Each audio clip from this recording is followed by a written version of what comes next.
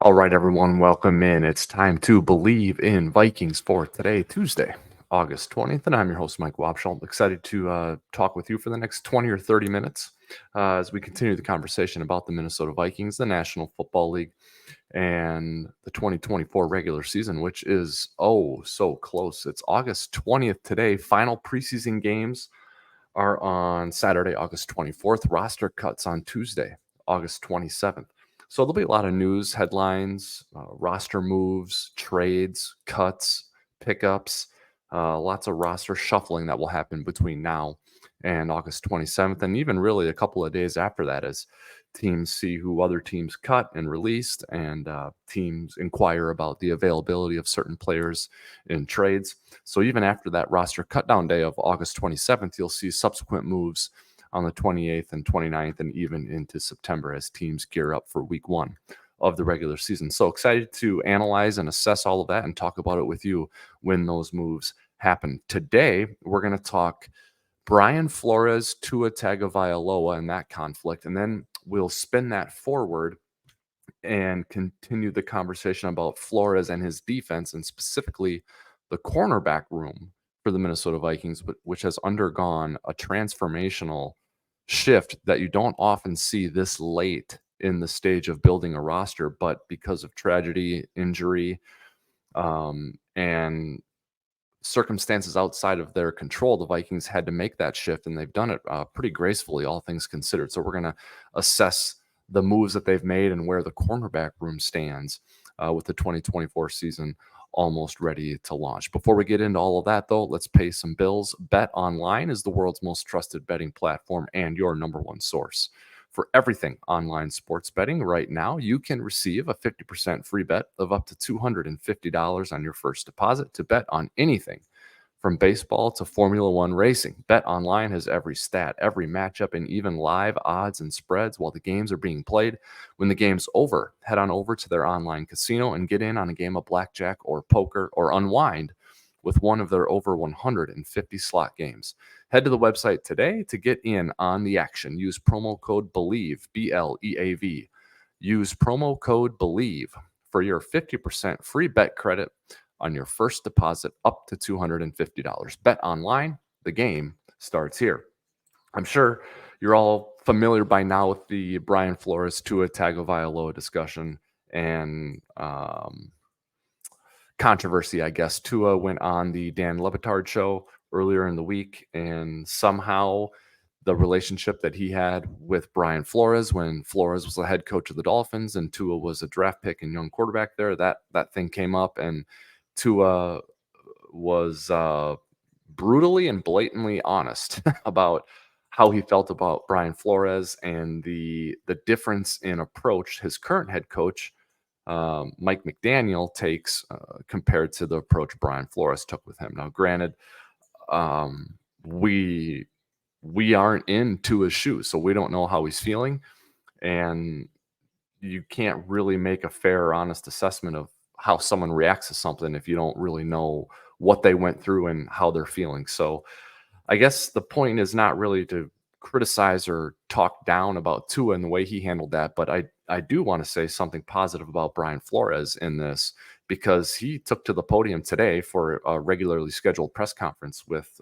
Twin Cities reporters at TCO Performance Center and definitely took the high road in the situation and really self-reflected and was introspective, saying there are things I could have done better and there are ways I've grown since my time with the Dolphins and with Tua. So he really took the high road and responded in a classy way and made it clear he wishes nothing but the best for Tua, which is which is a great way for him to handle that. And it might feel natural or obvious, but I mean, put yourself in Brian Flores' shoes and you have those things said about you that Tua said about him, and it might not be so easy to react that way. So I thought it was a job well done by Brian Flores handling questions from reporters earlier today. And if you haven't seen that, you should go listen to it, to the Brian Flores press conference from Tuesday earlier today.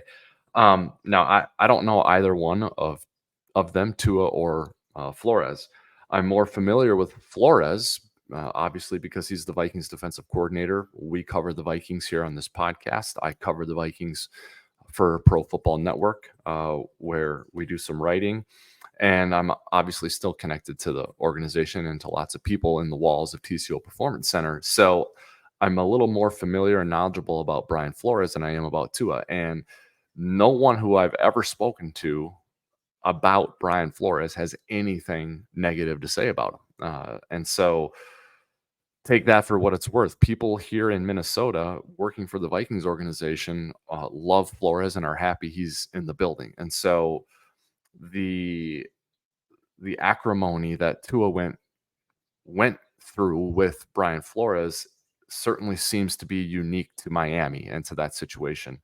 I you even had two players standing behind Brian Flores at the start of his press conference today, Josh Metellus and Harrison Phillips, in a show of support um, for their defensive coordinator. So um, I agree with Flores. Wish nothing but the best for Tua, but really want to be complimentary of Flores um, for the way he handled this, in contrast to how Tua handled it. And so the other thing about this is it reminds me of other quarterback coach relationships that haven't always been great. And we've seen a lot of them over the years in the NFL. The one that I was the closest to, or at least most recently the closest to, was this reminds me a little bit of analyzing the relationship between Vikings head coach Mike Zimmer and Vikings quarterback Kirk Cousins at the time. And a lot like Tua and Flores, both are good, but maybe they're not good together. And I think that was definitely the case with Cousins and with Zimmer, at least toward the end of their time together, where you had Kirk Cousins, a successful quarterback who had won games and had great statistics, great physical attributes and traits, operated the offense near perfectly, made the right throws almost every time, was accurate, a good leader, a good face of the franchise. And then you had Mike Zimmer, who is a longtime veteran NFL coach who's done nothing but win basically every place he's ever been, including as head coach of the Vikings, where he took the team to the 2017 NFC title game. He did what he did with Teddy Bridgewater in 2015, an improbable run into the playoffs that season as well, and a defensive mastermind who gets the respect of everyone against whom he competes, including listening to Aaron Rodgers talk about Zim and the double A gap and mugging the center and the exotic blitz packages and the unpredictability.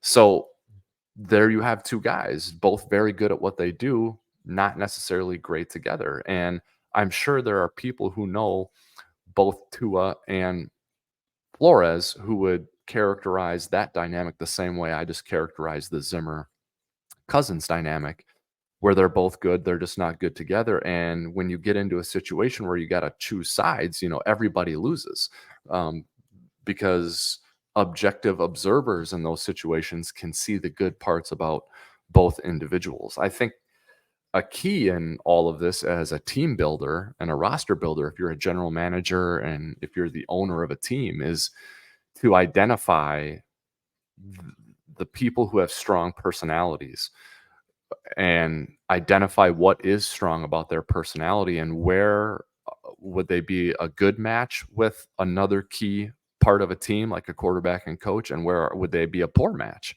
with another key part of a team. Now, if you're dealing with other positions on the roster or other spots on the coaching staff, this isn't as important. You don't need to be as um, technical and analytical about the relationship between, your special teams coordinator and the backup linebacker, let's just say. But when it comes to the quarterback and the coach, that's the most important relationship there is on a football team. And so the error is not in Zimmer being the way he is, or Cousins being the way he is, or Flores being the way he is, or Tua being the way he is. The error is uniting those two personality types together to lead your team, because they're obviously oil and water. And so there's a skill in being able to see that. I can see that in Cousins and Zimmer right now, but it's all based on hindsight. And I am able to see that in Tua and Flores right now. But again, it's a reaction. It's based on hindsight. The key is for In the Vikings case, that would have been for the Wilf family and for Rick Spielman to understand the personality type of their head coach, Mike Zimmer, and to learn about Kirk Cousins in the recruitment process of free agency and understand that he may not be the right fit here because of the style of our head coach. And that was maybe a miss on the front office's part in Minnesota, not discovering that. Or maybe they did understand that, but thought that the two sides would be able to work it out. And for a couple of seasons, they did do that. But then as losses became more and more frequent and wins became less and less frequent, it sort of bubbles up to the surface and becomes a problem. But again, I think the key is if you've got a strong personality type, which most head coaches are and a lot of quarterbacks are, you've really got to make a really honest and thorough assessment of the two personalities. And before you unite them and blend them, you got to decipher and discern if that's going to be a union that works. So a good lesson to be learned for aspiring NFL GMs, soon to be NFL GMs, and current NFL GMs who may be hiring a head coach and or drafting a quarterback in the near future. Lesson to be learned from the Tua Brian Flores situation and others that we've seen throughout the history of the NFL, and for me, most recently in Minnesota with Mike Zimmer and Kirk Cousins. Let's talk cornerbacks here for the Minnesota Vikings. This has been a topic for the Vikings during training camp that has been much discussed because of the adversity and the loss that the team has suffered at that position, and then the response the team has had to take in reaction to those losses. They've had to add a lot of players. So this has been a splashy, headline-filled part of the Vikings preseason. And it really all started with tragedy on July 6th when Vikings fourth-round pick Kyrie Jackson died in a car accident. So obviously from a personal standpoint, that's a loss that you don't recover from or move on from. That's something that lives with you forever. From the football side of things, though, as a football team, you have to absorb that news and process and manage the negativity and the emotions of it, and then you have to move forward as a football team and react to it. And so the problem for the Vikings in the cornerback room is that Kyrie Jackson was not a run-of-the-mill random draft pick. He was a fourth-round pick and someone that the team definitely had a keen eye for during the pre-draft process, and someone they wanted to bring in and have be a fixture, a focal point in their effort to rebuild the pass defense. And that's what Kyrie Jackson was going to do with the Minnesota Vikings. And of course, that no longer will happen. Unfortunately for the Vikings, that wasn't the only player they lost in this room. On the first day of training camp, Mekhi Blackmon tears his ACL. He's lost for the season. On the second day of training camp, another corner, Shaq Griffin, sustained a soft tissue injury to his lower body, and he still hasn't made it back to the practice field, at least not 100% yet. And so the attrition just continued at this position for the Vikings throughout training camp. And the response by the Vikings was prompt and direct. They signed 4 different free agents between, I think it was July 23rd and July 31st. They signed Duke Shelley, Fabian Moreau. They signed Bobby McCain. They made a trade for Nashawn Wright. They traded Andrew Booth Jr. to the Dallas Cowboys for Nashawn Wright. So they added him along with Jacoby Francis, Bobby McCain, Fabian Moreau, and Duke Shelley. So really aggressive sort of 8 to 10 days there for the Vikings, trying to add help to the cornerback room in response to all of these injuries. But the marquee move the Vikings made in all of this, they made on Sunday, and that was signing Stephon Gilmore, the 2-time All-Pro, former New England Patriot, who won a Super Bowl with the New England Patriots, who was a free agent after spending last season with the Dallas Cowboys and was going through the process of deciding where he's going to play in 2024. He ends up deciding to sign with the Minnesota Vikings. I think there's a number of factors that came into play for Stephon Gilmore. Obviously, when you're a player of his caliber, who's not at the top of his game in the middle of his prime as a shutdown corner, but he's not dropped off. There's not a regression here, or at least not one that's significant. He's still a top corner in this league, a guy you can put on the other team's number one receiver, a guy who's going to start every game and play almost every snap. So a guy like that can kind of pick and choose where he's going to play as a free agent. He's a mercenary, a year-to-year mercenary where he's going to choose the best situation that year for him to play in. So why did he choose Minnesota, a team that a lot of people think is going to finish last or third in the NFC North, a team that just lost its rookie quarterback for the rest of the season, most likely to a knee injury, and a team that honestly didn't have a great defense last season? I think Stephon Gilmore signed in Minnesota because he's thinking of it more than he did sign a 1-year deal worth about $10 million, but I think he's got a long-term play in mind here. He knows he's going to be familiar and comfortable with the scheme because he and Brian Flores were together with the New England Patriots for 2 seasons. And you heard Brian Flores today, if you watched his press conference, speak in glowing terms about Gilmore as a man, player, and leader and teammate. So you know there's familiarity there. But I think that familiarity is going to be a positive factor, not for Gilmore this year and getting up to speed quickly to help right away, but I think in terms of him re-signing with the Vikings for 2025 and maybe 2026. If Gilmore stays healthy, plays well, and is a good fit here, why not re-sign with the Vikings for 2025 when they will have their franchise quarterback back in the saddle, JJ McCarthy, when they will have Jordan Addison with another year under his belt, when they will have an opportunity to use a draft pick on an offensive guard to shore up the offensive line, and when Brian Flores' defensive program will be 1 year more evolved and refined than it is right now. So I think that is what Stephon Gilmore is thinking about when he signs here in Minnesota. And at the end of the day, if things fall right for the Vikings, if Sam Darnold is what they think he can be, the Vikings could win a bunch of games this year and challenge for contention in the NFC. So I think ultimately, though, the point here is the Stephon Gilmore signing, as I said, is the marquee move the team has made in response to all of this adversity and trauma at the cornerback position.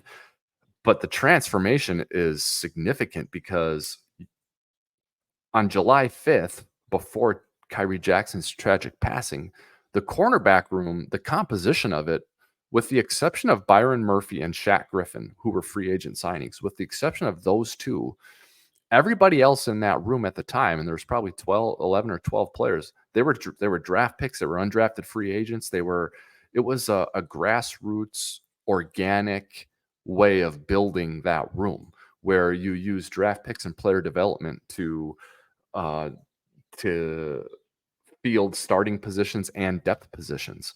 That's the identity of that room on July 5th. Then the tragedy on July 6th happens. The injuries happen on day 1 and day 2 of training camp. A bunch of free agents get brought in. You top it all off by signing Stephon Gilmore. And now you've gone from having a cornerback room that is being built organically with draft picks and young talent to a cornerback room that is filled with veteran free agent signings who you know will bring stability and certainty to the position. Yeah, the ceiling isn't as high with these guys because you had unknown ceilings, unknown potential, untapped potential with Kyrie Jackson, with Mekhi Blackman, with Andrew Booth Jr., who you've now traded away, with a Caleb Evans, who's now going to get fewer reps than he would have before all of these signings. So that ceiling of potential was higher, but the floor was a lot lower. What you've done with these veteran signings is you've raised the floor, you've made the worst case scenario a better outcome, and you've added stability to a room that was unstable. And when you look at the cornerback room relative to other parts of the defense, I think this was a prudent way for the Vikings to handle the situation. And what I mean by that is what goes in tandem with pass coverage, the main job of a cornerback, is pass rush. And the Vikings have improved their pass rush heading into 2024 relative to what they had in 2023. I know Danielle Hunter is gone, and so you might say, how can they possibly be a better pass rushing unit after losing Danielle Hunter? Well, here's how. You sign Jonathan Grenard, who, yeah, maybe isn't as good as Danielle Hunter today, but he will be as good or better than Danielle Hunter a year or 2 years from now. Danielle Hunter has reached his prime and is probably on the way down. Grenard's arc is still much earlier than that. He's on the way up. You also signed Andrew Van Ginkel in free agency, who's an equal player to Grenard in my view, and someone who can go double-digit sacks for you. So I think you've really gotten better as a pass rushing unit. On top of all that, you drafted Dallas Turner in the first round. He was the draft's best or second best pass rusher. So you've got depth there. And then Gabriel Murphy was an undrafted free agent this year and was really regarded as the top or one of the top undrafted free agents this year. And so you got him as some depth as a pass rusher as well. So the pass rush is better. That helps the cornerback room. And then the strength of this defense, I Bleav, is the safeties, where you have Harrison Smith and Cam Bynum as your starters, but you have Josh Metellus as like an amoeba type of player who can be a big nickel. He can be an undersized linebacker. He can be a starting safety. You can put him at corner. So you've got those three safeties who can play most of the snaps for you. And then behind them, developing also as versatile players who can cross-train as safeties or corners. You've got Jay Ward, you've got Theo Jackson. I think Bobby McCain can cross-train as a safety. So you've got deep talent and versatile safeties to pair with the corners that is being paired with an increased pass rush. So I think this transformation at the cornerback position, although unforeseen and unplanned, and not how the team drew it up or thought it was going to go, I actually think for 2024, it gives them a better group than they otherwise would have had with the younger players. Now, long term, it puts them at a disadvantage because they don't have a long-term plan at corner. Stephon Gilmore is long in the tooth. He's, I Bleav, 33 years old. Shaq Griffin is no spring chicken either. Byron Murphy is due a lot of money and is not young. So long term, you got to revisit this and sort of reset it in the 2025 offseason. But short term for 2024, I think you've got it made. I think you've got a group that you can go to battle with every week in the NFC North and be competitive. And that's the other point too, is this division. I mean, the NFC North is the old NFC Central. The NFC Central division brand of football was the black and blue division. It was cold weather, run the football, play defense. That is not the NFC North of today. The NFC North of today is Jordan Love and those three young receivers that the Green Bay Packers have, Watson, Dobbs, and Jaden Reed. And Matt LaFleur, who loves to call pass plays and throw the ball all over the place. The NFC North is Jared Goff, Sam Laporta, Amon-Ra St. Brown in Detroit with 606 pass attempts last year. The NFC North is number one overall pick Caleb Williams in Chicago with Rome Odunze at number 9, trading for DJ Moore, trading for Keenan Allen, bringing in Gerald Everett. The NFC North is going to throw the ball a bunch this year. And so for the Vikings to have shored up the cornerback position the way they did, I think is going to pay dividends for them in 2024.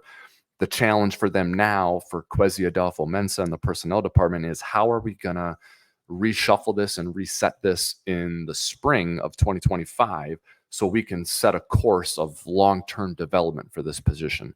But that is not a problem for the 2024 Vikings to figure out. The 2024 Vikings problem is defending these passing games in the NFC North. They are much more capable of doing that right now than they were when training camp started just a few weeks ago. So kudos to the Vikings personnel and scouting and coaching staffs for the way they were able to handle what was a very challenging, rapidly changing situation at cornerback.